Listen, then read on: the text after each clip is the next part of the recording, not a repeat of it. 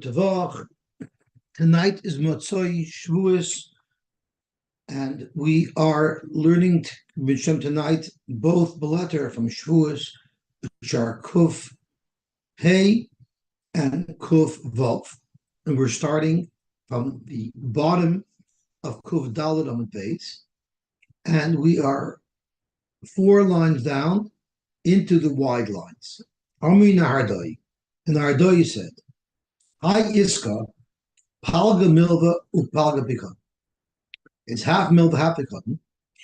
Why? Because Avad Rabbanan Milsa, the Rabbanan created a framework for an investment scheme that will work equally for the loiv and for the malva. Hashad Armino, Pal Milva. So the Iska works where half is a milva, half is a pikon. So the half that's a milva, is it a regular, standard, generic loan? If it is, then iboy lemishti be shichra shaper dami.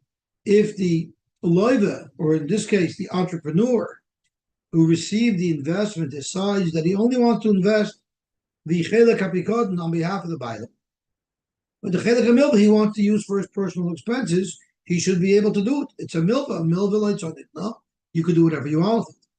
Rav Amar, no. The milva, half of an iska, is not like a regular milva, because we don't call it a milva. We call it an iska. Lachi karla iska, you know why we call it an iska? The Omer Alei, we tell the loiva, the malva tells the loiva, ki avinu lach, you know why I gave you the money? Not as a standard loan. It's liasuke bay. It's to engage in an investment. You must keep this money in an investment vehicle. You can't just put it anywhere you want. Not just to do whatever you want, you must put it into an investment vehicle. Omer Ravidi Bar Avin said, similar to a milva, again, if a loiva dies and it's not a milva bishtar, the malva has no recourse to collect from the assignment. But the Rava said no. The milva of an iska is not like a regular milva. It's not like metalton. In the fact the malva can collect. It's metalton, so how do we understand it? So Rashi explains, the reason why normally metalton the asri, not meshubatal b'choy, is because when the malva lent the money to the loiva originally, he wasn't even relying on the metalton to get paid back from, because he knows the loiva could sell them, could dispose of them. You're not reliable. He only relies on karka. But in the iska, where it's understood that it's going to remain intact, because it's always going to be invested in some type of vehicle, he could be rock solid, reliant upon that money will be there, and therefore that will be meshubed to the malva, even if the loiva dies. Amarava, chado iska utrei story. Now we know that in order that it shouldn't be ribis, we need to give the loiva an advantage, and that advantage is what pays him for managing the chelek hapikadon. So the way they used to create that advantage is they would say, if the iska loses money, they split the losses 50-50. But if the iska makes money, then the investor only gets 1/3 of the profit, and the entrepreneur gets 2/3. So let's say there was 50,000 milv and 50,000 pikon. And instead of splitting it, instead of giving a full $100,000 investment, there were 2 separate investments of 50,000. So in each 50,000, 25 was iska, and 25 was pikon, and 25 was milva. So you have 2 separate investments of 50,000. Let's say, for instance, the one of the 2 investments went down by 5,000. So we know if you look at that investment on its own, it lost 5,000. They split the losses, and the malva and the loiva each lose 2,500. The other investment of 50,000 that went up, let's say by 15,000. What would you say? You would say that, well, let's say it went up by 10,000. So you would say that out of the 10,000, 2/3 go to the loiva, which is 6,000 $666.66, and 1/3 goes to the malva. So if you look at it this way, let's combine the profits and losses and see how much each one came out with. The malva lost 2.5, but made 3 1/3. So what's 3 1/3 minus 2.5? A little bit under 1, because you're combining the losses and the gains. Look at the loiva. He lost 2.5, but he made 6.5. He made over $4,000. The loiva fared much better. What if we look at it like it's one big investment of $100,000? And if it's one big investment, then there is no loss at all, because although there was a loss of 5,000, there was a gain of 10, which means overall there was a total gain of $5,000. If you split $5,000 into 2/3 and 1/3, it will work out that the loiva gets 2/3 of the 5,000, which is about 3,500, and the malva gets 1/3. So the malva is going to fare much better if we combine everything into one pot. The loiva will fare much better if we separate it. And the reasoning is very simple, because the loiva gets 2/3 of the profit and only absorbs half of the losses. So Zok Rava, all the way to the bottom line of the Kuf Daled Amud Beis. Omer Rava, Chada Iska Utrei Story. If it was looked at as one big investment, but it was split up into two stores, which technically tells us to look at each one separately, say that the malva will lose, as we illustrated, because he'll lose 2.5 and he's only going to gain 3 1/3. However, now we can turn on to Daf Kuf Hey Amud Aleph.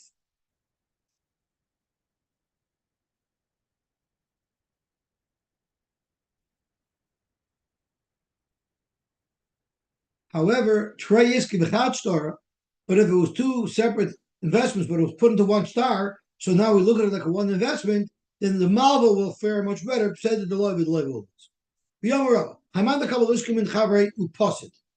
What happens if someone took an iska for 100,000 and it dropped by 25,000?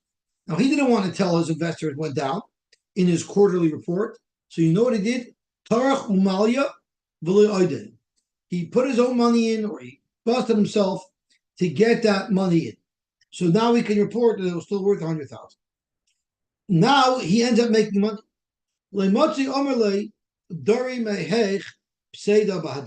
He can't tell the malva, yes, we made some money, but you have to absorb 50% of what we lost before. Because the investor is going to say, you didn't put that money in for me. You know why you backfilled the investment? You didn't want to be known as an entrepreneur who loses money, because nobody else would ever want to invest with you again. You wanted your quarterly report to look pristine. I don't have to pay you for that. Let's see Rashi. Rashi says, the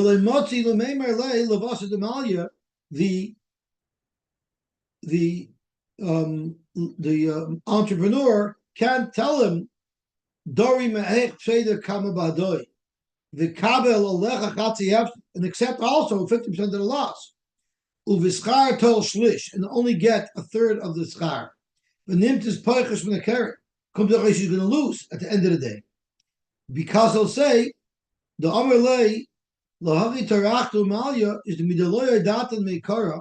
Since you didn't tell me right away that there was a loss, and then I would have absorbed that loss, it's because nichlam or yisav, you were embarrassed to tell me that there's a loss. V'adaita the malvi karna tarachtu, the miloi karna tarachtu. You just wanted to fill up the carrot so it shouldn't show a loss, and therefore I don't have to absorb that half with you. V'yomar Rava said, Hani Beitrei, Dov the Iskabad V'Ravach. So here, instead of having one entrepreneur and one investor, two entrepreneurs partnered together. They sought out investments for their company from the Malva. So now there's two loivas here working together to improve the investment. V'Ravach, and they went up, Baruch Hashem. One went up, one of the two said, you know what? Let's leave good enough alone. I want out. Let's split up. Now the halacha is if the other partner says no, I want to continue the investment until the date that we had originally agreed upon when we started this, the partner who wants to continue the investment has a right to stop his partner from pulling out. And the Gemara now analyzes it from every angle, no matter what reasoning and claim the person who wants to pull out makes, the other partner who wants to remain in the partnership can rebuff it. And the Gemara says, let's say the partner who wants to pull out just says, Havli palga, just give me half of the profit, I'll leave the Karen in. Amalei, the partner who wants to stay in the investment can say, you have to leave the profit in there. Because if there's a loss in the future, we're going to have to backfill that loss with those profits. So what if he says, no problem, split the investment down the middle, I'll take half the Reva and half the Karen. And therefore, the part of the Karen that my part of the Reva is Meshubah to, I'll take that too. So that'll be Meshubah to each other.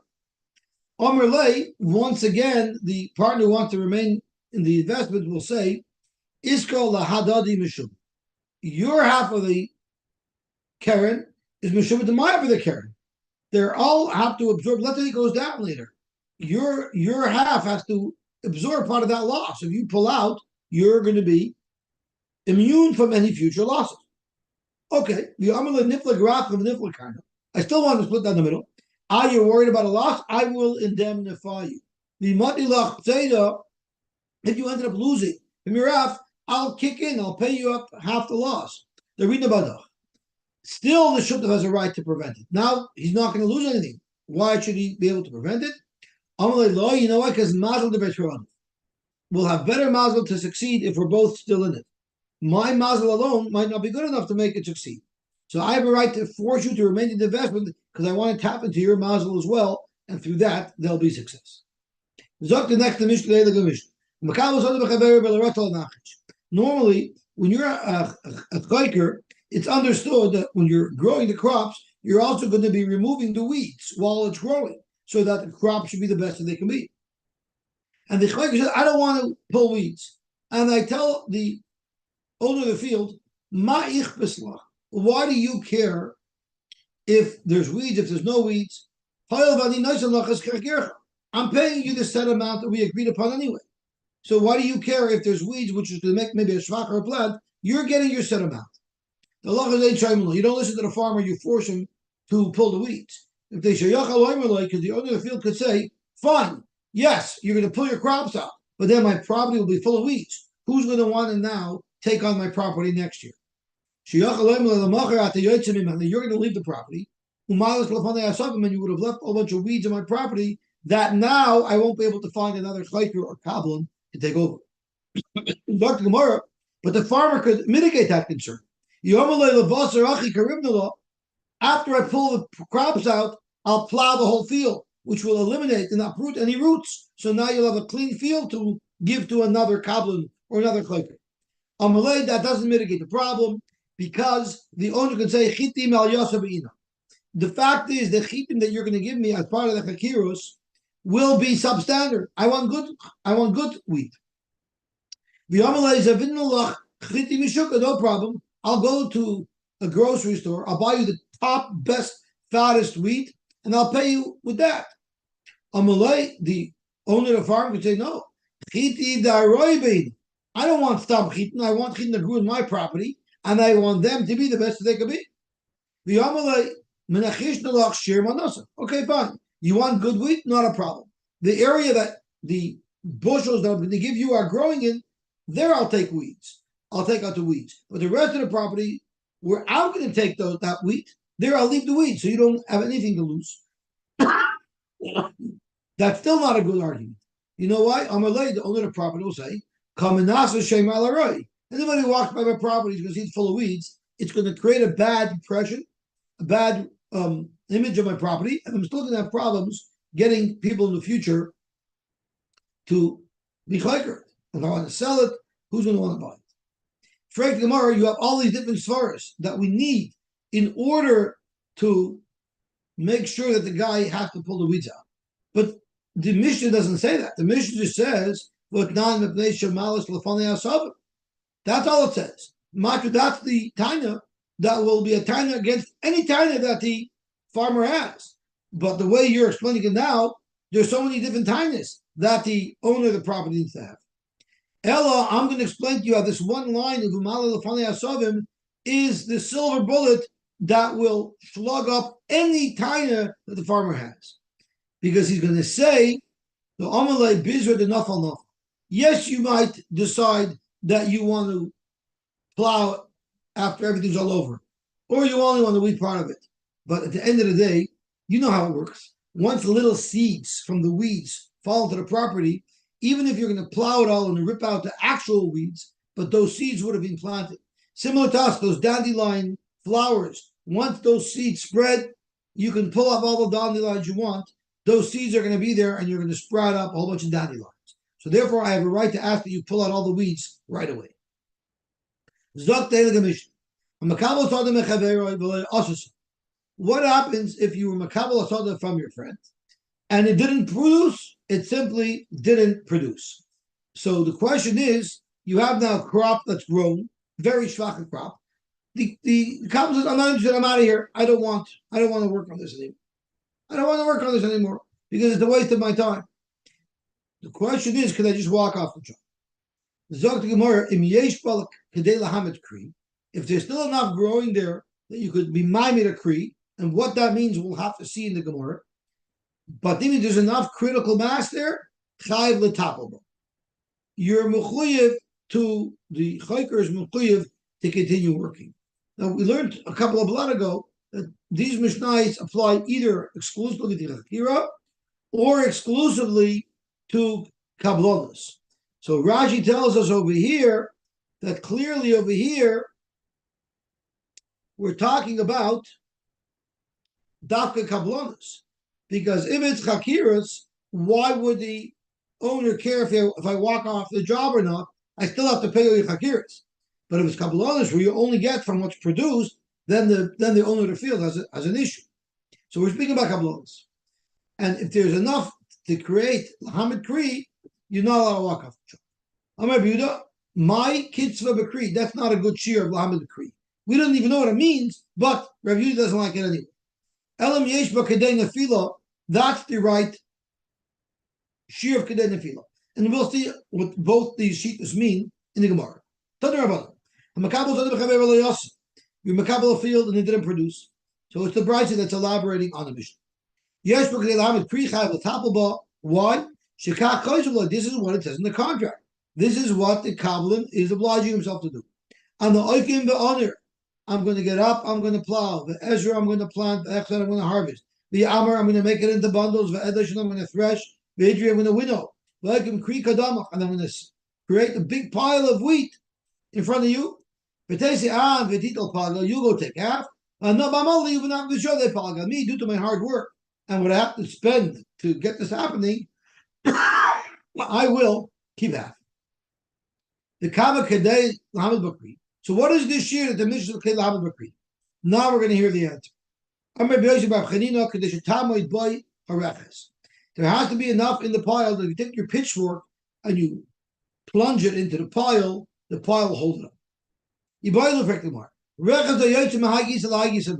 What if you could plunge it into the pile, it'll stay up. But the two outer forks are not even buried within the pile, they're sticking out. So it's a narrow pile. My. Tashma. Amar Bava, the member shalom minei Rav Yosy bar Chanina. Iron pshat that kol shein koine shaloi roya pnei. The whole fork has to be completely concealed by the pile. Then the pile is big enough to be able to be mechayiv the kabbalah to finish. But if there's not enough for that, then the kabbalah does not have to finish. Itmar, how much is that? How much is a big enough pile to be able to say that? So Levi says shalai shayin. If it's 3 sayin, Rabbi Yamir Amar Shayin, it's only 2 sayin.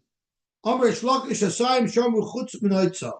When he says a sayin, it means a sayin clean, that you'll have clean after everything is cleaned away. and all the expenses are there, which means it's really a little bit more. So it could be there's not even a difference between Sasayim and Shaloi Sayim. Tanasa, we learned over there, Pritza Zaysim. Zaysim that are Pritza. What that means, we'll soon see. But Novim, now, what it means, where the word Pritza comes from, we'll get to in a minute. What it actually means is a grape or an olive that's never going to be fully developed. It's partially developed, but it'll never be fully developed. So the question is that considered a peri? Is that considered a meichel? If it could be makabel tumas oichel. We know an oichel could be mekama up to shein l'tuma, or for truma shlish l'tuma, or for kodesh reveal l'tuma. That's only if it's an oichel. So is this unripened fruit that will never be fully developed? Is that called a meichel? Vishamim betamin because it's a meichel. We still metamin, it's not a meichel. My preachers aser. What are preachers aser? Amar vuna rishay aser. They're rishoyim. What do you mean they're rishoyim? Just like a Rasha is not likely ever to do tshuva, so do these payers are likely never ever to be completely developed. Amar Yosy, for my car, where do you see from a pasuk that a porridge is a Rasha? The Rishoyim from your nation, Yinosu Lahamid Chazoin, they're going to try to create their own fake Navi to take over Yisrael the Nishla, and they're going to end up falling. The Rasha will have a son of Rasha, Shoifech Dam, Shoifech Dam. How undeveloped? What is the demarcation point between a fully developed olive, the lechula alma, is mekabel to masoichlin, and an undeveloped olive? If you fill up your olive press full of these olives and you press it, if you get 4 carbon of oil out of it, that's called mature enough, and it's a loaf. If you won't get 4 carbon of oil out of it, that's not called mature enough, it's not a loaf. Or that'll be told in the Machlokes Bisham and Vizil. The very beyond the Amar Sasaim it's not only getting 4 carbon, it's getting 2 saw, which Rashi says is 6 times the amount. There's no Machlokes. How about after the Ma'ili Kurbulula? How about after the Ma'ili Tulsa Kurbulula? It was all a question of how big they had oil presses in those days.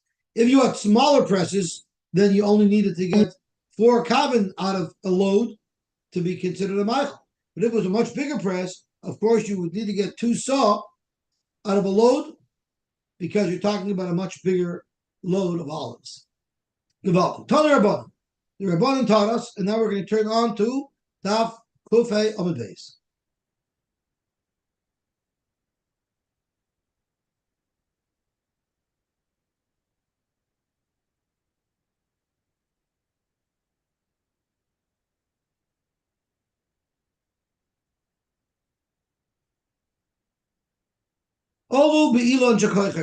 Now we're learning about Tumas Hesed. The halacha is if a Zov is standing on a board that's a little shaky, and a Tahar walks on that board and it causes the Zov to shake, that Tahar person becomes Tahar.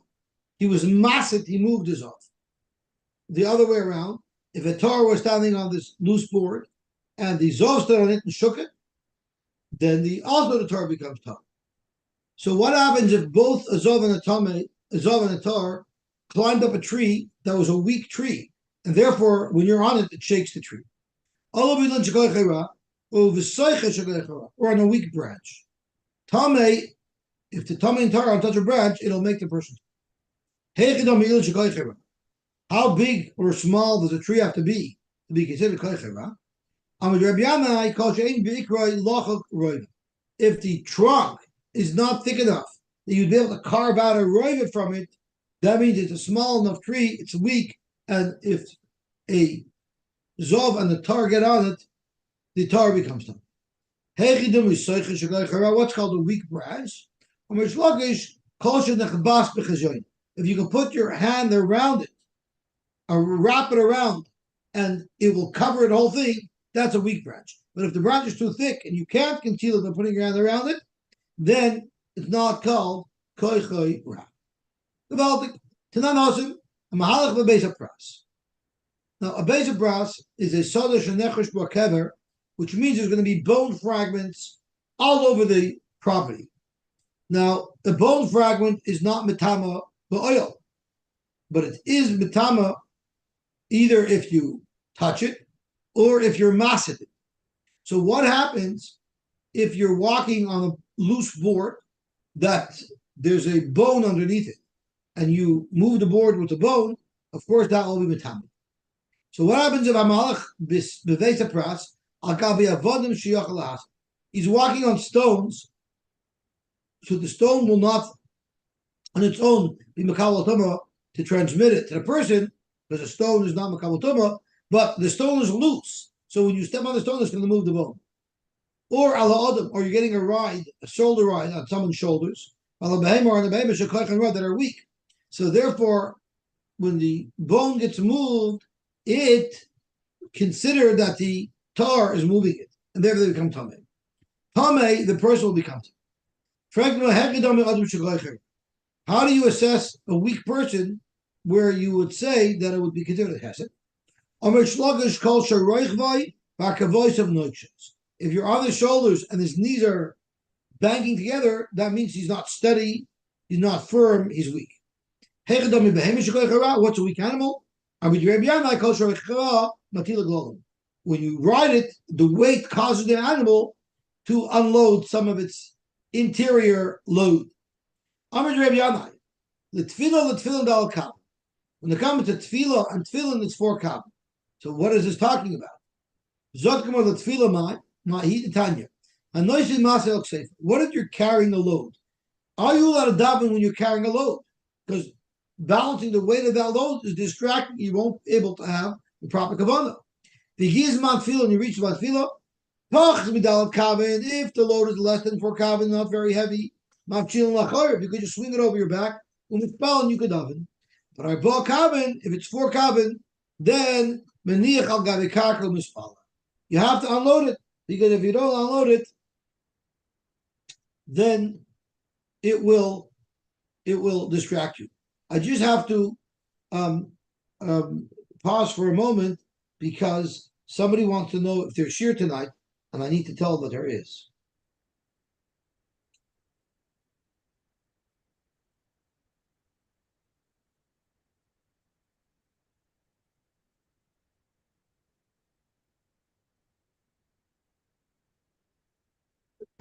Okay.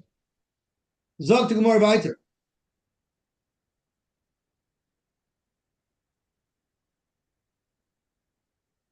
L'tfilin mahi. What does it mean 4 kavan for tefillin? The Tanya we learned. Someone's carrying a load. Utfilin b'roish, and there's tefillin on his head. Im hayu tefillin roited size. If his tefillin are getting crushed, it's usher to continue with that load. Imlav mutter. Be'ezim masa amru. What type of load are we talking about? The masa shalabas kavan. If it's a load of 4 kavan, so that's what it meant. 4 kavan for tefillin. Tani Rabchi taught us. If someone has zevel, manure on his head, utfilin b'rosh, and he has tefillin on his head, you shouldn't just push the tefillin aside. It's not respectful.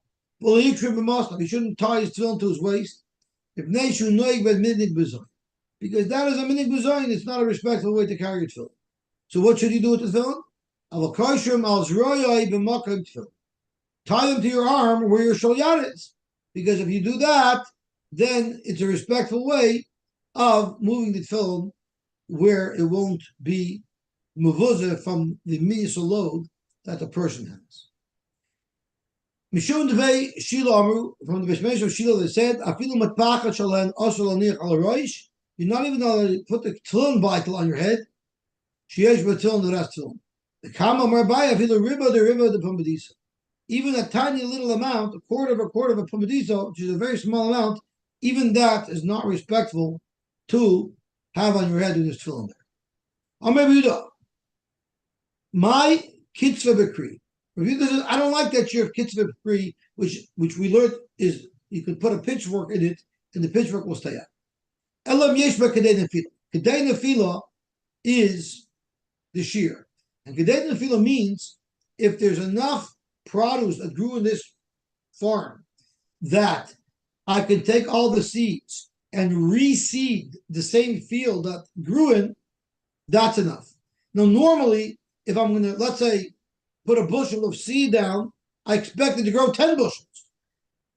But here, it only grew 1 bushel. But at least it's enough to replant that's enough that we could insist that the farmer finishes shop. Zok the Gemara. Excuse me. What is that share kedei nefila? Like in numbers, how much is that? Zok the Gemara. Rabbi Ami Omar. Rabbi Yochanan. Rabbi Ami said in the name of Rabbi Yochanan, Arba son lakum. A field that's normally designed to have a core in, 4 saw of seed would be enough. Rabbi Delay Amar, Rabbi Ami, he said his own shot, he said over from Yochanan, but then he said his own shot, Shemoy Nasan. It takes double the amount of seeds to plant that same piece of property, as Rabbi Yochanan said. Is there a machlekes? No. Amalei Husavel Rabbi Chama Bereder Rabba Baravua, Az Berloch. Rabbi Chama said, I will explain to you why the discrepancy. The days of Rabbi Yochanan, the land was fat, it produced well. So merely putting 4 sawing on it will allow it to be fully developed and grow a full load of yield. But the Rabami, in the days of Rabami, the land schwachened up, and therefore, in order to get that same full yield, you'd have to use double the amount of seeds. The halacha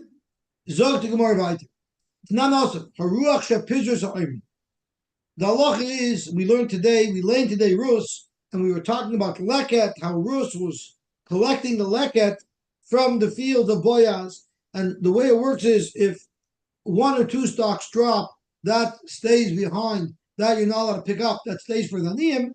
If 3 stalks fall, that you can gather that back up.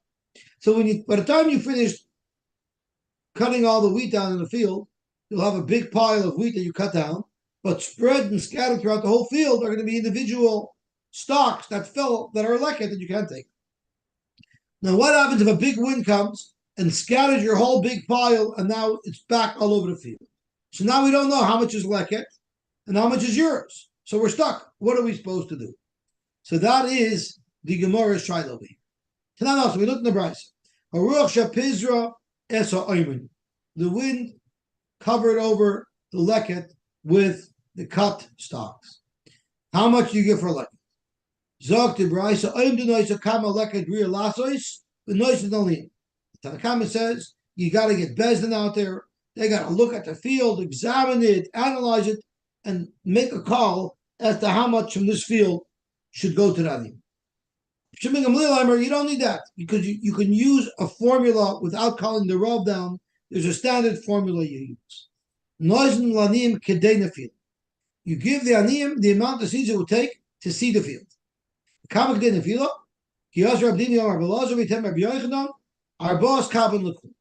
Anytime you have a core of land, it's 4 kabin. Boy, Rabbi Yirmiyah, what does that mean? Lukur zera or lukur tvua? When we say 4 kabin to a core, does that mean a field that will produce a core, which is not such a big field? Or does it mean a field in which you will plant a core and the yield might be 10 core, which would be a much larger field? That was question number 1. Question number 2 is, depending on how you distribute the seeds, you might use more or less seeds. If you distribute the seeds by hand, you have much more control and you can distribute just the right amount of seeds per square foot. So you're not going to overseed. But if you're using an ox pulling a wagon with a hole in it that allows the seeds to drop, there you're going to end up dumping way more seeds. So the question is, it will be a much bigger field if it's Mapoilish Yad than it is Mapoilish Shvar. So Dr. Martashma, the Chiyasa Rav and Amar Ravu, Amar Belazar, Ramila, Amar Rabbi Yochanan, our boss Kabin Lekur Zer. So the bride says Beferish, or Rabbi Avin said Beferish, that it's Lekur Zer, meaning you look at a field that's big, because it's a field where you're going to plant it at a core, it's going to produce so much more. So such a big field, you only have to give 4 kabin of leket. But we still don't have a shita on the second half of our shaila. Is it going to be a lot of seeds densely, because it's densely seeded like shvarim, so that would make it into a smaller piece of property, or mapoilish yad, it would be a bigger piece of property because you're seeding it by hand, which will mean it'll be less seeds per square foot taken. Zok the next Mishnah. You planted the field, it grew nicely, and then it was eaten up by grasshoppers or a windstorm battered the field. Now, we're not talking about a kabbalah because if it's a kabbalah, everybody loses equally. The question is, if I'm a choiker, do I still have to pay my rent? Zok the Mishnah, if this happened to the whole Medina, so then I could say it's not masli shagaram, it's not the choiker's mazel. Everyone is suffering the same way, so I don't have to pay. And therefore, menakalim in chakura, you don't have to pay rent. But if ain't a makas medina, if it's not a makas medina, then ain't a menakalim in chakura, then the farmer still has to pay his rent. If we didn't make up, I'm going to give you 10 bushels of wheat from the field. Well, I told you, when they pay you $5,000 rent for the season, then it doesn't matter if it's a makas medina. Since you rented it for money, the money is due no matter what. How do we make an assessment if this is a makas medina and therefore he doesn't have to pay rent? Or if it's not a makas medina, he doesn't have to pay rent. You look at the valley, there's many fields in the valley. Roy with the valley got hammered, then we could say that the choiker doesn't have to pay rent. Ulamar, you don't need so much to get hammered. Even if it's merely if the fields that surround this field also got hammered, he can clearly say it's not my mazel, that was goyim, it's all of our mazel, and therefore I don't have to pay rent. Amarullah, what if it was nishtav telamechad al pnei kula? What happens if not all 4 fields around me got hammered, but one row wrapping around my field from each of the 4 fields around me was hammered? So you see they were also impacted by it. That considered the makas medina. How about nishtayer telamechad al pnei kula? What if their fields were completely hammered, but not completely? The outer area of their fields were not hammered. So I got a total wipeout. They were only mostly wiped out. Is that called the makas medina? How about if the gabira? How about the direct fields right around me were not planted? So they're not relevant. But around those fields, the fields were all hammered. Do we say it's a makas medina? Because if those fields close to me planted, they would have also been decimated or not? How about if I didn't leave it blank, but aspasto, it didn't have grain in it, it had like a cheap hay in it, and it didn't get hammered? Do you say that if there was wheat there, it would have got hammered or not? My. Now we were going to turn on to today's daf, which is Kuv Vav Amar Aleph.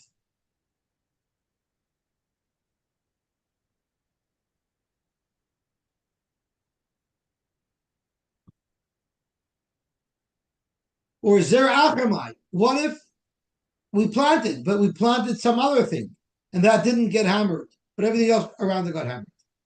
Or how about Chiti L'Gabesoyer? What if Zer Acher is taka not a rye? But what if I had Chitin and around me was Soyer? Chitin and Soyer are very similar. So do you say Kizer Acher, dummy? And therefore, even though it wasn't hammered, you say if it would have been chitin, it would have been hammered, or loy, or do you say no, since it wasn't hammered, it's a raya that it's not a makas medina, and the fact that the area around those 4 fields got hammered is not right. How about kol olam kula b'shidafim? All the fields around me got hammered, but they got hammered with wind. V'shaloi b'yirakan. But my field got damaged with yirakan, they became yellow, to rotted, but it wasn't the same type of infliction. Both fully damaged, but in a different way. Inami kol olam kula b'yirakan, v'shaloi b'shidafim ma'u take. So the Gemara reminds you with a take on all these items. What happens if the deal was Zorachiti? The Chayker was going to plant wheat, and he didn't do what he was supposed to do. And instead, V'azalhu v'zorasar. He planted barley. V'ishtadif, and it got blown apart. Rubadabak, which seems to indicate that this will be a makas medina. V'ishtadif nami hanach sari delay. And his barley also got hammered. My word is Allah. The Chayker can say, I don't understand. Even if I would have stuck to our agreement and I would have planted chitin, anyway, it would have gotten hammered. Or maybe the owner of the field could say, sorry, last Rosh Hashanah, I was planning that chitin should be planted in my field, and I davened stark that the chitin that are planted in my field should be successful. And ilu zarata chiti, if you would have planted a chiti, have a mekayim be vatigzer oimer v'yakum. My gzera, because I davened for the chitin, HaKadosh Baruch Hu would have granted my tefillas, and he would have kept my chitim alive. But since you put tzorim there, my tefillah won't work, because my tefillah was for chitin, and then you put tzorim. Zok Gemara, in fact, that is la'aloch. Mistavra the Amarle, the owner of the field, could say, Izarata chiti, had you planted chitin like we made up, have a makayim be with tigzer ayim of they would have survived. And on your path I will shine light, because the Baruch Hu will fulfill my tefillas. And therefore, since you deviated, you planted soyim, even though everybody already got battered, you got to pay me because we would not have been battered had you planted wheat. What about the opposite? Nishtatu kol tzadotov. No, I'm sorry. It's a new shayla. What about nishtatu kol tzadotov shel machkir? V'nishtatu nami habadai. V'lo yishtatu ruba debaga. So it was not a makas medina because the ruba debaga was not destroyed. But all of the machkir's fields, no matter where in the world they were, they all got devastated. What talachamai? Mi'amrin and kivin lo yishtatu ruba debaga lo menakalei. Do you say it's not a makas medina? If it's not a makas medina, the chayker has to pay. Dilma, maybe the chayker could say this is your fault. Even the shtad of kula arate, since all of the land of the owner, all of his lands in every place, got ruined. This is clearly your mazel, nothing to do with me. I don't have to pay. All of your fields got hammered. Zaktimar, you can't say that. Mistaber the Amarle, the owner could tell the farmer, it cannot be my fault. Because if Hashem was out to punish me, Hashem wouldn't have totally devastated with me, he would have left a little bit. Like it says in the Pasuk, even when Hashem punishes us, he leaves us a little bit over. However, what about the opposite case? What if every single farm that the chayker took on that year, every single one got wiped out? And and there were a symptom of makmas medina because the whole baga got messed up. And this field as well. My what's Allah? Do we say even the shtad of ruba the baga menachale? Do you say since lamaisa to makmas medina because the whole valley got wiped out, so he doesn't have to pay rent? Or maybe you say, even the shtad of Kulu Arate, since every single land that this farmer was in got messed up, the owner could say, the farmer's bad mazel is what did it, and you still have to pay me rent. All of your fields got hammered. Zakti Gemara, Mistavra, the Amalei Mishum Lasahu. In fact, the owner can force him to pay rent, and he can say clearly it's your fault. Frank Gemara, in the opposite scenario, we say the macher can say it can't be my fault. So Frank Gemara, who, if this is all my fault, have him a Charlie Porta, because Baruch would have left me a little bit of something. Why? Zok Gemara, no. For the farmer to say that, it's not a good time. Mishum the Amalei, the owner of the property will say, "Ihava chazes lishtiyurlach midi." Yes, you might have the might of the shamat maharbe, but he's not going to leave you over. The Rosh is not going to leave you over in my field. He's going to leave you over in the field that actually belongs to you. Since he didn't, and you have nothing to show for it, it cannot be.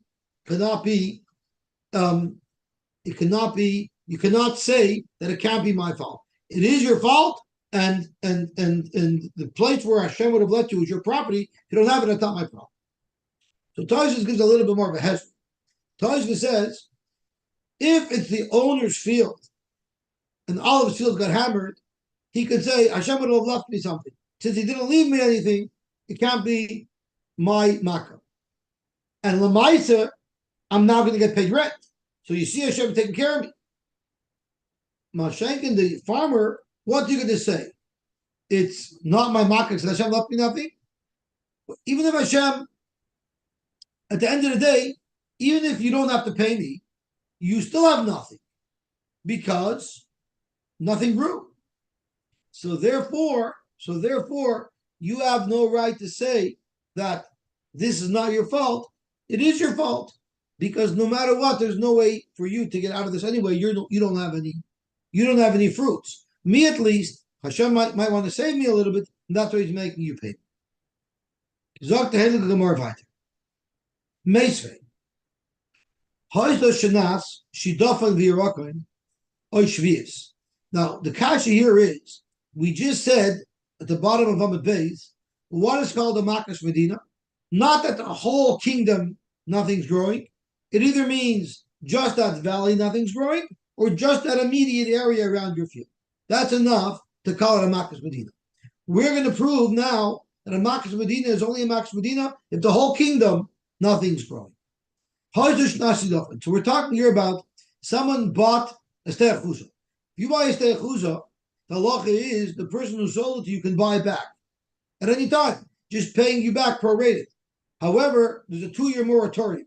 For the first 2 years, he can't take it back because you bought it. You're entitled to at least hold it for 2 years. But the question is, those 2 years have to be 2 years that you can actually get pairs of. Otherwise, it doesn't count. So, if it was a year where nothing could have grown, a shvius where you can't grow anything, or it was like the years where Eliyahu cursed Klal Yisrael that there'll be no rain and nothing will grow. In all these cases, those don't count towards the 2 years. So let's analyze this. In this list, you have Shidafin Yerakon, Dumya Dishanim Kishnei Eliyahu. The type of loss that they created have to be similar to the loss that Shnei Eliyahu created. Ma Shnei Eliyahu, do they have a Tvua Klal? Just like in the years of Eliyahu, it wasn't just your immediate area that didn't have water, it didn't grow. The entire kingdom, nothing grew anywhere. That's what's called a Makas Medina, where those years don't count. If there was something growing elsewhere in the kingdom, even though your immediate neighbor nothing grew, those years would count for loy kamrin Makas Medina, and you don't do Makas Medina. So it's shver on the Gemara that says that a Makas Medina is merely if the area alone didn't grow, because you see the mirror. In order for it not to count, for it to be considered a Makas Medina, you need that the entire kingdom nothing. The requirements for those 2 years are different than what a Makas Medina is, because it's Exeris HaKosim that makes it very clear what level of not able to benefit from the karka meet the threshold that it won't count for the 2 years. Shani Hasam the Amar Kra b'mispar shnei tevuos yimochel. Shanim sheyesh ban tfua ba'olam. As long as there's tfua anywhere in the world, that's considered a year that you can count. So it's a special Xeris HaKosim that the only time we don't count it towards the 2 years is if there's no tfua anywhere. But a Makas Medina could be even in the neighborhood, so it's not shver on our side. Then we have a problem. What if someone is Makdash Estechus, and then you want to redeem it from Hektish? Again, there's a cheshbon of a prorated, and the Torah tells us that for a certain size field, it's 50 shekel. Now, when I Makdash it at most for 49 years, because if I Makdash it right after Yovel, there'll be 49 years up until Yovel, and it's 50 shekel. If I divide 50 by 49, I get a shekel and a drop per year. But that's if I divide it by 49, meaning I'm counting as part of the year's Shemitah. If I'm not counting as part of the year's Shemitah, then I got to take out 6 years. I only can divide it by 48, which means the yearly charge will be a lot more. So Zak to Gemara, Shemitah, since by Shemitah there's something that grows elsewhere, it's considered a good year, and therefore it should be part of the minyan. So Ika Tvua b'chutz la'aretz, because there's Tvua in chutz la'aretz. So Oivazoi in a year of, I'm sorry, I jumped ahead. The Gemara is asking, the Bride just said Shemitah doesn't count towards those 2 years. Why wouldn't Shemitah count towards those 2 years if the rule is there cannot be Tfuah Ba'olam? By Shemitah there is Tfuah Ba'olam. Because it's only in Eretz Yisrael that you can't grow. So why doesn't those count towards the 2 years? Amalei Shvi'is Avkata Demalki. Shemitah is different because the Torah said in Eretz Yisrael it's not a Shatz Riyah. So therefore, even though things grow elsewhere in the Shemitah year, but in the Eretz Yisrael it's not called a Shatz Riyah. Then we have a problem when you're being paid to hekdeshes. If Shvi'is counts as a year, that it's not a Shnas Zera, and that's why it doesn't count for those 2 years, so then it shouldn't be included either in the cheshbon of how much you have to pay when you redeem a stei achuzah that you were makdish. Alamatnan, why did we learn nois and sela upujin lashon? Sela upujin lashon means you divided 50 by 49, which means every year of those 49 years counts, including the Shemitah years. But based on what we're saying here, the Shemitah year shouldn't count. Amalei, that's different. Shiny Azam, the Chazi Lemishtach Beperi. In the case of a stei achuzah that you're buying back, you have to be able to plant. It's not a Shnas Zera, but that doesn't mean you don't have any benefit from the field. You can do other things with the field that you can't plant. Even in the Shemitah year, you're allowed to lay out fruit that you want to dry. So you are benefiting from the land, even though the Shemitah year, you just can't plant in it. Therefore, that counts towards the years that you prorate the purchase price. Amar Shmuel. Now Shmuel says a new halacha. This halacha that if there's a makas medina, I don't have to pay rent. That's only if I tried to plant and they got wiped out. But what if I didn't try to plant at all? And then there's a makas medina. Maybe I should be able to say, listen, what do you care if I planted or not? Even if I would have planted, it would have got wiped out anyway. Zok Shmuel, doesn't work that way. If you planted and it grew and then it was eaten, that you can call makas medina. But if you didn't plant it at all, loy, then you cannot claim makas medina.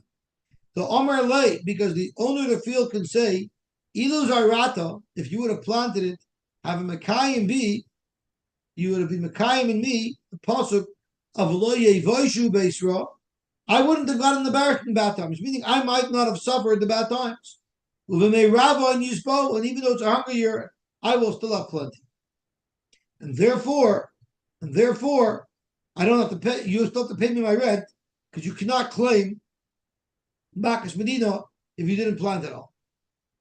Frank the Gemara, I'm going to show you that if you don't plant at all, you shouldn't be chayav. Why? Because roya shayu roya, a roya that was watching animals, and he abandoned the flock of animals. Ubalir came into the city and he left the animals abandoned. The animals got killed. You don't say you don't say that he's automatically chayiv, and if he was there he could have saved it. No, you make an assessment. You make an assessment. If he would have been there, would he have been able to save the animals? Then he'll be chayiv. But if you use Shmuel's logic, let the owner of the animal say, have a sosam, have a Mekayim be, Gam Esari, Gam Adoid, he gavdecha. You would have been able to save it. So the kasha here is, you're telling me, Shmuel, that the fact that I didn't plant is Mekayim me. You see here, the roya walked away, and that's not Mekayim. So there's a couple of problems here. Problem number one is why did Shmuel use the pasuk of lo yevoishu be'etzra of meirav and yispo? Why didn't he use the pasuk that the Gemara brought earlier when we were talking about the guy who was supposed to plant chitin and planted soirim, where the Gemara used the pasuk that tigzer oimer v'yakum? I davened for it; it would have been mekoyim. That's question number one. So davening for it in mekoyim is not a neis. I'm davening, I'm getting it. Here it's saying maybe they would have been a neis. That's question number one. Question number two is, why is the Gemara asking the kasha from Roya and Shmuel? Why is the Gemara asking the kasha from Roya on the Friedrich Gemara that talks about deviating from barley, from wheat to barley? It should have asked the kasha right over here. Right over here, it should have asked the kasha, if he planted sorry to the chit, you're chayiv, and you don't get to claim Makas Medina. And right away, the Gemara should have asked from the case of Roy. Zokt Toisvis and the Ritva, a bombadiga off the charts chiddush. And he says as follows. When do you say that the tefillah for sure works, and therefore is a tigzar of yakum loch? That's in the case where the balabais daven specifically for chitin. There his tefillah would have helped on the nace. You planted soyer, so my tefillah didn't work because I davened for chitin. Chitin would have been saved, soyer not. Here, the Gemara, Zok Tosfos, Shmuel's case is where the Bailam never said plant chitin or plant soyer. He said plant whatever you want. So his tefillah could never have helped, because had he davened, whatever crop ends up growing in my property, that should be successful. Hashem will not accept such a tefillah, which is fascinating. And let's look at the very first wide line in Tosfos all the way to the bottom. If I daven stam that whatever ends up getting planted in my property should succeed, that's not a tefillah that Hashem accepts. The bistama lehoya mekabel hakadosh baruch hu tefilosei sol zeh sheyetzliach kol masha Yisrael. If you stam daven, whatever I plant should grow. Hashem is not mekabel such a tefillah. It's not specific enough. And therefore, the only thing that could save it is a nace, and that's why you need the pasuk of le'yevoshu be'Yisrael, v'merav and Yispo, which are nisim, because tefillah wouldn't accomplish this. You see a massive chiddush in Tosfos that tefillah doesn't work unless it's specific. In Shemini Esrei we say this kol minei tzuvos l'toiva, whatever I do should be matzliach. So you see that's a general tefillah. That's different. That's a tefillah. That's a tefillah of a rabbin. That's a tefillah that it's a matbeah for rabbin. It works for the rabbin. The rabbin will be successful. But you specifically, to have a success, it has to be a very, very focused and detailed bakasha.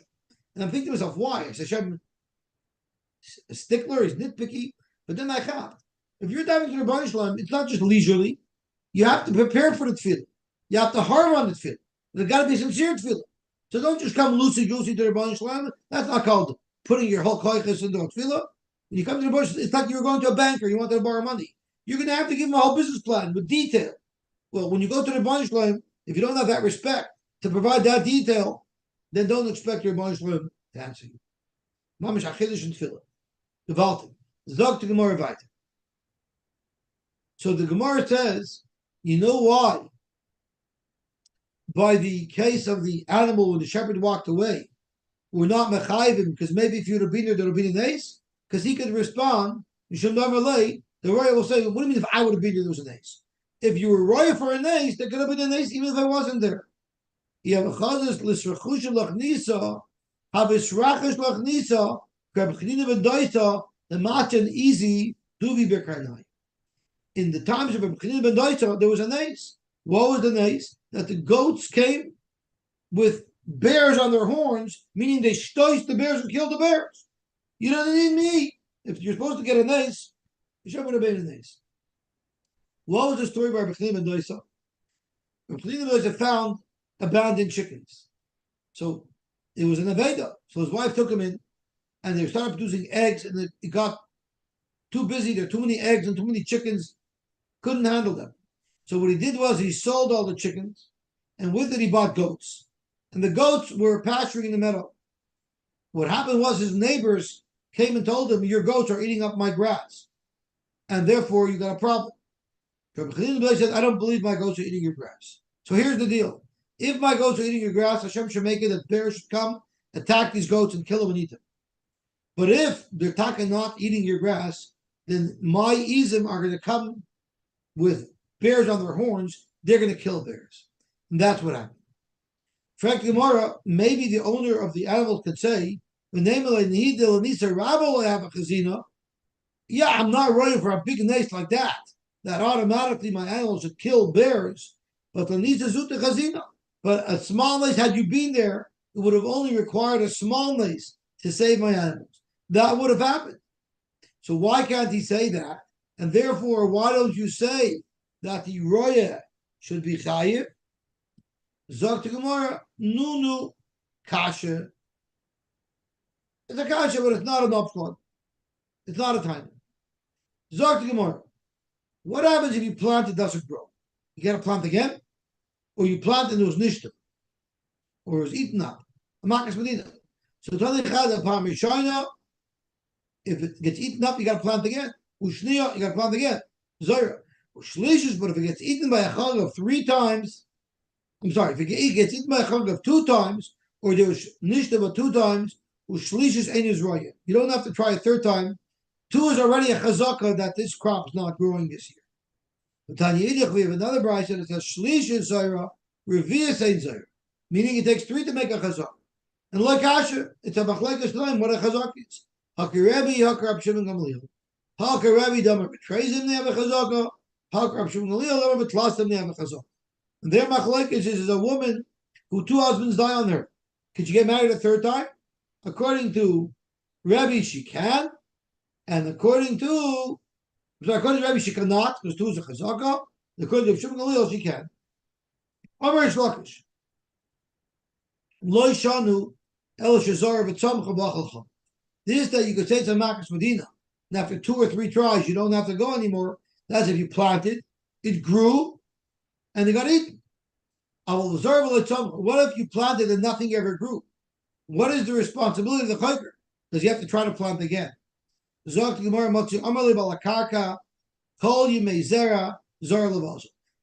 as the planting season is still intact, until the end of the planting season, you got to keep on planting and planting and planting. Maybe something will take root.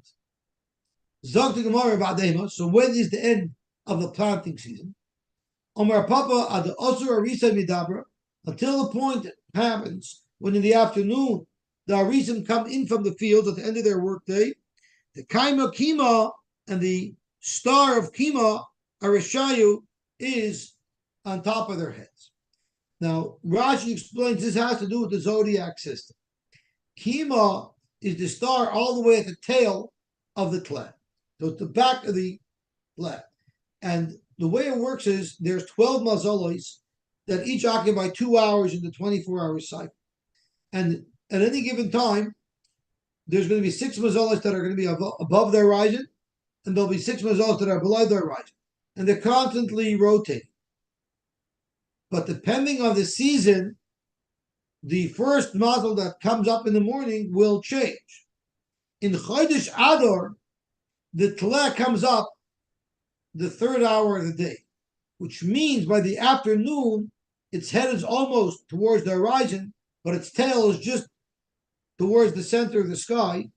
So if the workers are coming home at that time, that tail star will be in the center of the sky. So basically what it's saying is when is the end of the planting season? In middle of Adar. Frank or Metzia, I'm going to show you 3 shittas that both show that the planting season ends much before Adar. Rab Shimon Gamliel Mishum Rab Meir Aimer, V'chein Haya, Rab Shimon ben Menashe Aimer, Kedvar like Rab Shimon ben Gamliel, Chati Tishrei, Bar Cheshvan and Chatzi Kislei V'zera. When does the planting season end? Halfway through Kislev. That's long before Adar. Now we'll go through the rest of the seasons, but that's not directly related to what we're looking for. Chatzi Kislev Tevis v'Chatzi Shvat Schoyev, Chatzi Shvat Adar v'Chatzi Nisan Skar, Chatzi Nisan Iyar v'Chatzi Sivan is Ktsir, Chatzi Sivan Tammuz v'Chatzi Av is Kaitz. Chatzi Av El v'Chatzi Tishrei is fun. That was the sheet of Reb Shimon Gamliel. Yehuda Minor Tishrei. He starts from Tishrei, which is 2 weeks earlier, not from Chati Tishrei. Shimon Minor Cheshvan, which is 2 weeks later. So Man Mekel B'Kulu, who has the latest date for the planting season? Rab Shimon. And he says it still ends in Kislev. Nobody says that the planting season ends in Adar. So it's more like how it's not fair. Had the kible becharfi. It depends. There's an early winter planting and a late winter planting. If it was the early winter planting, that's the three-way machlekes when it ends. Had the kible be'afli, the later planting season ends in Adar. Zakti more weiter. Yudoimer in klibla imen bemois. If there's a money arrangement, then even the makas medina does not pater the farmer from paying rent. Zakti more hogaver the kabel ara lemizre behu tumi aguda den har malkasam.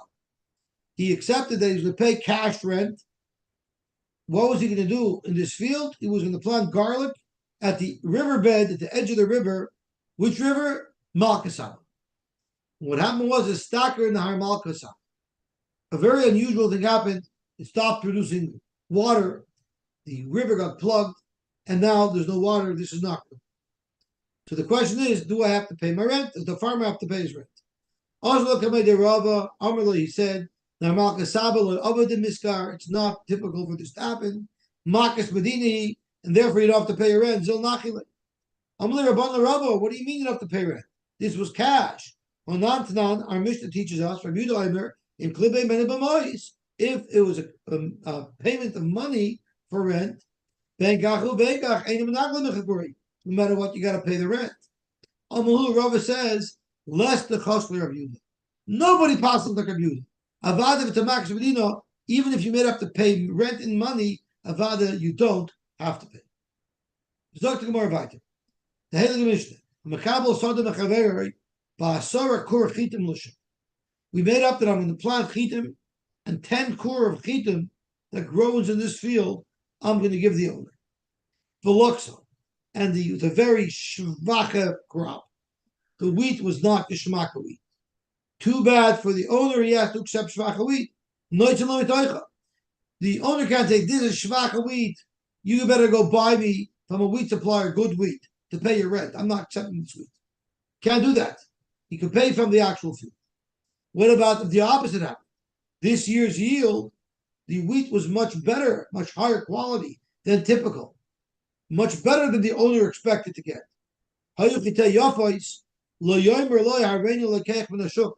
The farmer can't say, I'm not giving you this top grade wheat. I'm going to go buy regular wheat that would have otherwise grown there, and they'll pay you with that, but I want to keep the good wheat for myself. You can't do that. The wheat that grew in this field is the wheat that needs to be used to pay the rent. Who gathered the couple are alaspasta. A person was makabel land, he's going to pay rent. What was he going to grow as pasta? Like hay, shvachazachen, that grow in a short period of time in 30 days. Doesn't need months. What was the rent going to be? The kur desari. He was going to pay a kur of barley. So he was an arbechochem. He didn't want to get barley from some other place. So what he did was of the aspasta. First he grew one crop of aspasta, and then the charsha bazar asari. Then he planted barley so that he could pay back with barley that grew in the same field. But the barley didn't come out good. And the owner says, I don't want to accept this barley that grew in my field. It's shavaka barley. I want good barley. Buy me barley. So they had a shayla what to do. Shalcha Rav Chaviva Misura, the pras, l'kamed Ravina. They sent the shayla to Ravina. Ki agav the mai, what's halacha? Do you say ki laksa noisel mitaychadami? Do you say even if it's poor quality, like the Mishnah says, you still pay back from the produce of the field? Oilay or not? Amalei. So Ravina said there's no comparison between what happened here and our Mishnah. Because in our Mishnah, Hasam loy of the Irish l'chus demara. What was the land supposed to produce in the Mishnah? Good wheat produced bad wheat. So the field didn't deliver what the owner promised to the farmer. Therefore, he could pay the farmer. The farmer can pay the owner with the wheat that the field produced. But in our case, where I was renting it for aspasta, and the aspasta grew perfectly, the land did what it was supposed to. It produced aspasta. So you got to pay proper barley. And the barley from your own field that came out shvach is not an acceptable payment. Another story. Hugavra the kabel pardisa mechavrei veser dani chamre. He was makabel to take care of a vineyard. What was going to be the pay? He's going to take grapes from the vineyard, make them into wine, and give the owner 10 jugs of wine. 10 barrels of wine. What happened? Takaf, Pakivahukam. The wine went bad. So can you pay with this wine that came from the field? Sover of Kanal Memar, Hainimas Nisin, Loksa Noishalamitoich. Too bad for you. You got to accept the produce of your field, the product of your field. Amr Ravashi Avadanach Midami. Hatzam of the Irish Lichusa. In the Mishnah's case, once again, it was supposed to produce good wheat. It didn't. So therefore, I don't have to pay you new wheat. I can give you the shvacha wheat that your field underproduced. But a hacha of the Irish Lichusa, the land produced perfect grapes. Your barrels, your winemaking process messed up. That the owner doesn't have to suffer. However, if they're grapes that are grapes of kadum, which Rashi teaches as if they became worms, full of worms, or ufisada shalaksa b'imra, or if when they put it out to dry, it got messed up over there. So that already is related to the field. It's the field not producing, and they're in fact be able to pay back the owner with these faulty grapes, or the faulty one.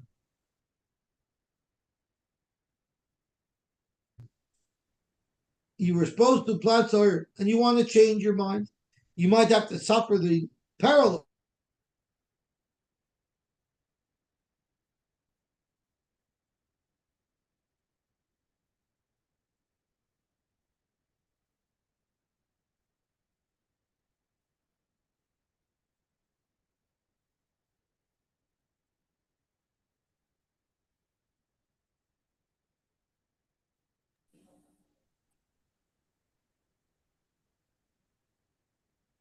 What happened?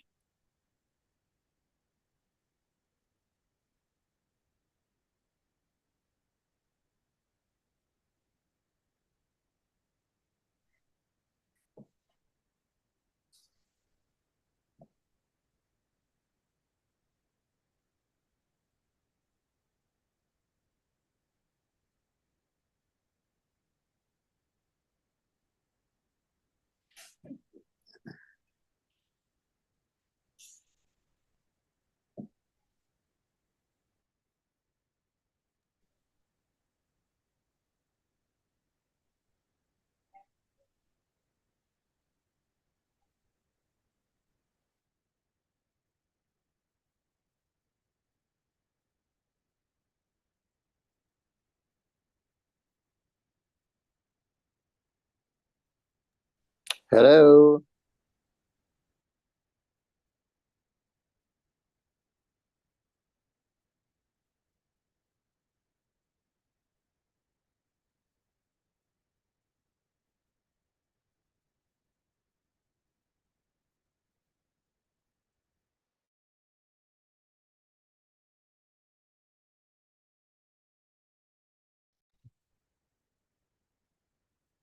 Sorry, somehow we got knocked off the internet, so we are going to have to share the screen, and we're going to go weiter. I'm not sure where we lost the connection, but I'm going to go weiter from where I noticed it. Zog the Gemara weiter. Even if there's no impact, it's still awesome. Tavua is running kidneys because kidneys take more koich out of the property, but kidneys is running tavua because it takes less koich out of the property. Still, Rab Shimon Gamliel Oyser because he holds you can't change your mind, and the Gemara is going to explain why. A Yid doesn't play games. He says the emes. He committed the chitin it is. He's not changing the soil. They don't lie. Frankly, that cannot be pshat in Reb Shimon Gamliel because you know Reb Shimon Gamliel holder you could deviate. Meisve, Mageves Purim no Purim. When you collect for Purim, it could only be used for Purim. But then you're allowed to change it a little bit. However, the oni is not allowed to use funds that were earmarked for the Purim Suda to buy a strap for a shoe. Unless he made it not but Reb Shimon ben Gamaliel Michael, Reb Shimon ben Gamaliel, you could change because people are makpid. So I bazoi, how could you tell me Reb Shimon ben Gamaliel holds that you could never change anything because it's expected that you'll do what you're supposed to. You see Clara from here, presumably we all do not makbid. Amar Abaye, you're right. It's not because people are makbid on change. It's because here it actually will have a terrible negative impact on the property. Time of Reb Shimon is kedemar, like Mar taught us. Amar Mar, Haimanda nichalei, the titbar are. If somebody wants to mess up his property, which is how Rashi learns, Lizra shat achiti v'shat asari. Planted 1 year wheat, 1 year barley. And so here the problem is, if you were supposed to plant wheat and you planted the barley or vice versa, you might be messing them up because last year you might have planted wheat and now he needs you to plant barley or vice versa. So it's going to have a negative impact on the field. That's why you can't do it. Not because a person is never allowed to change anything, even though it doesn't have a real impact. Shat Shasi Arab, 1 year east to west, 1 year north south. And these are only problems of the if you didn't plow after the crop and totally cut out everything that was there. But if you plowed afterwards, then it wouldn't be an issue. Okay, Baruch Hashem, we were zeicha to finish tonight. Sai Daf Kuf Hey and Kuf Ov, and we're going to start Beshem tomorrow morning at 6 a.m. on Daf Kuf Zayin Amar Aleph Tvua Lo Yishron Kidneys, which is 5 lines from the top. I want to wish everybody a good tavach, a mazel tov, a simcha tov,